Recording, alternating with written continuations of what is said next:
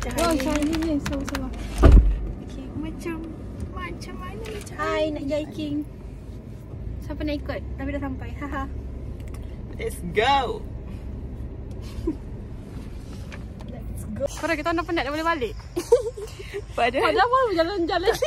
Korang tengok Jalan ni, baru jalan. Diva, Mana? Tasik biru.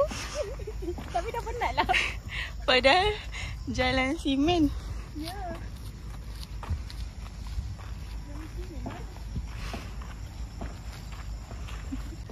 Sekarang on the Sekarang way. dekat ni. Tengoklah tasik biru depan lagi. Sampai tasik hijau je boleh. Sama kat hijau je.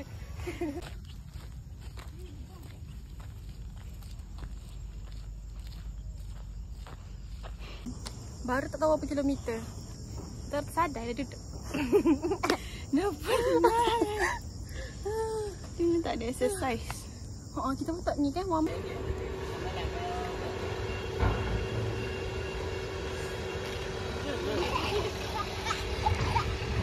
Dah sampai.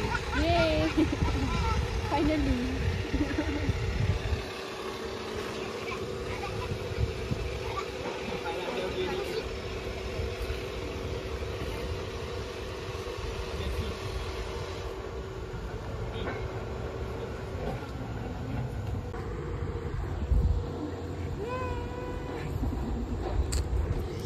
Sampai.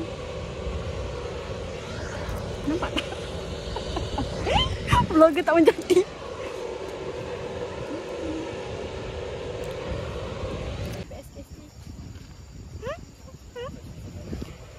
Dah sampai.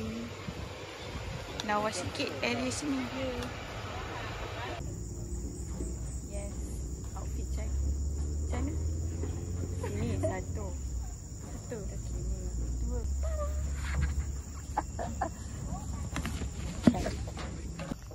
Ini macam ni perjalanan dia. Yes.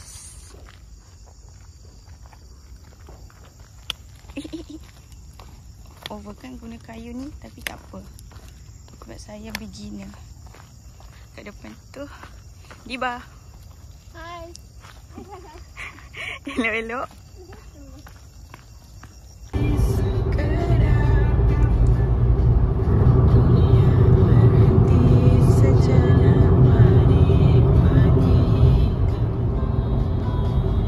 Love, kita baru.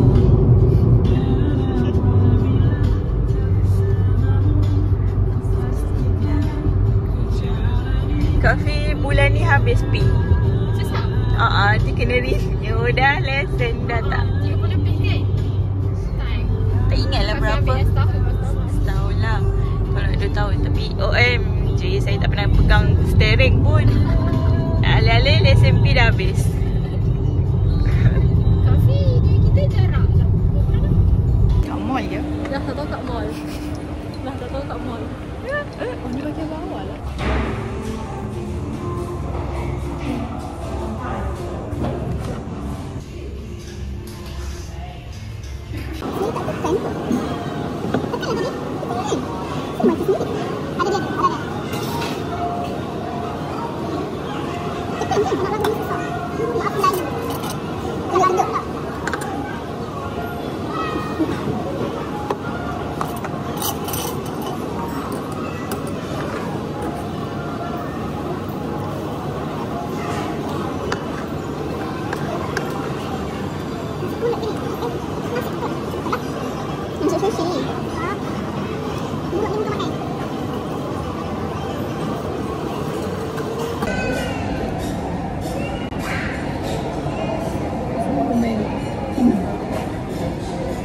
I love this one so much.